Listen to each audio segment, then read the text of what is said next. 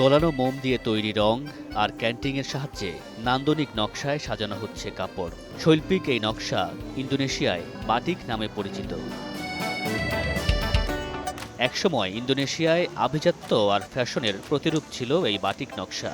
যদিও আধুনিক পোশাকের ভিড়ে শত শত বছরের প্রাচীন এই কারুকার্য এখন অনেকটাই হারাতে বসেছে।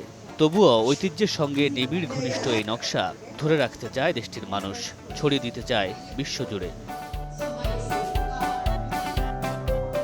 সোমবার ঢাকাস্থ ইন্দোনেশিয়ান এম্বাসিতে আয়োজন করা হয় বাটিক প্রশিক্ষণের কর্মশালা, যাতে অংশ নেন বাংলাদেশের নানা বয়সী শিক্ষার্থী ও ফ্যাশন ডিজাইনাররা। আমাদের দেশের বাটিকও আমরা করি, কিন্তু ওদেরটা অনেক ইন্ট্রিকেট থাকে, অনেক ডিটেলসে কাজ করে এবং অনেক সময় নিয়ে কাজ করে।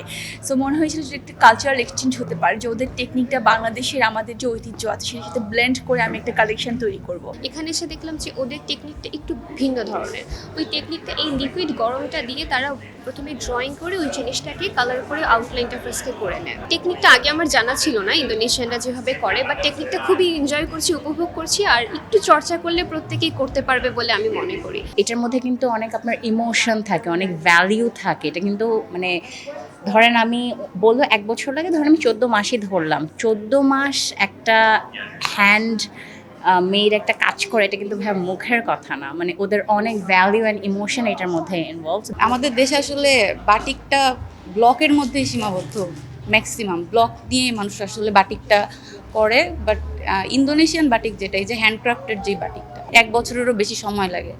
যদি আমরা করতে পারি, নিউ ইনোভেশন হবে আমাদের জন্য। বাংলাদেশি যারা কাস্টমার আছেন, এরা বাংলাদেশের বাইরের কালচার এক্সপ্লোর করতে বেশি পছন্দ করে। সো আমরা এখনও ইন্ডিয়ান আর পাকিস্তানি কালচারের মধ্যেই বেশি, বা ওয়েস্টার্ন কালচারটা বেশি ফলো করি। সো ইন্দোনেশিয়ান বা এরকম এশিয়ান অন্যান্য যেই দেশের কালচারগুলো আছে, আমরা যদি আরও বেশি এক্সপ্লোর করতে পারি, আমার মনে হয় যে আমরা কাস্টমারদের ডিফারেন্ট টেস্ট দিতে পারবো।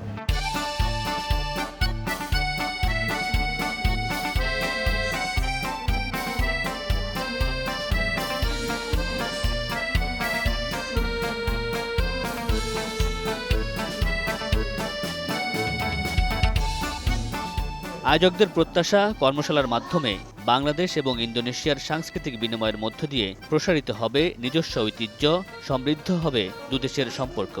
Yes, I believe because we are trying to make a stronger relationship through many ways, politics, security, and culture.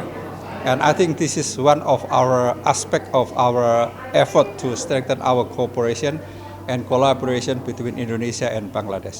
Indonesia আজকে যে প্রোগ্রামটি আয়োজন করেছে ইন্দোনেশিয়ার এম্বাসি থেকে, ইন্দোনেশিয়ার যে বাটিক শিল্প সেটা আমাদের দেশের বাটিকের সাথে সম্পূর্ণ আলাদা।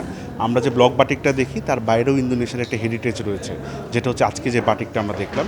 আমাদের প্রয়াস থাকবে আমরা বাংলাদেশের সংস্কৃতির সাথে ইন্দোনেশিয়ানি সংস্কৃতি একটা মেলবন্ধন করে আমাদের সংস্কৃতিকে কী করে আরও উন্নয়ন করা যায় এবং আমাদের তাঁত শিল্পকে, তাঁতিদের কী করে উন্নয়ন করা যায় সেই প্রচেষ্টা আমরা কাজ করে যাব। কেবল রাষ্ট্রীয় উদ্যোগ নয়, ঐতিহ্য সংরক্ষণে এগিয়ে আসতে হবে সবাইকে, এমনটাই মত আয়োজকদের।